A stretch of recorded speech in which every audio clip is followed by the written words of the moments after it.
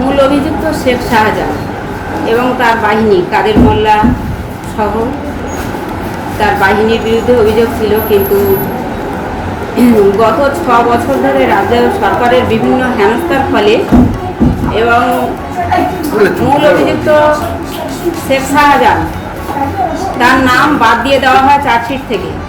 এবং আমাদের রাজ্যের বিরোধী দলনেতা শুভেন্দু অধিকারী মহাশয়ের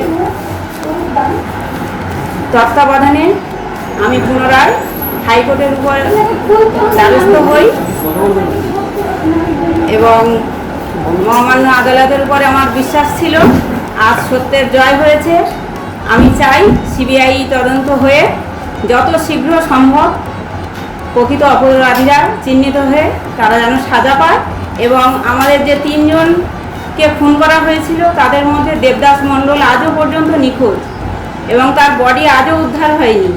আমি চাই তার যেন অন্তত বডিটা উদ্ধার হয় এবং সঠিক তদন্ত হয় এবং শাহজাহান সহ ওর বাহিনী প্রত্যেকের যেন দৃষ্টান্তমূলক শাস্তি হয়। আমাদের স্বামীদেরকে আমার চোখের সামনে যেভাবে নৃশংসভাবে প্রদীপ মণ্ডল, সুকান্ত মণ্ডলকে খুন করা হয়েছিল এবং দেবদাস মণ্ডলকে কাদের মোল্লা এবং শাহজাহান তুলে নিয়ে যায়, আজও পর্যন্ত তার বডি 6 বছরে খুঁজে পাওয়া যায়নি। তাই আমি চাই যাতে সঠিক তদন্ত হয় এবং সিবিআই যত শীঘ্রই সম্ভব যেন আমরা সঠিক বিচারটা পাই।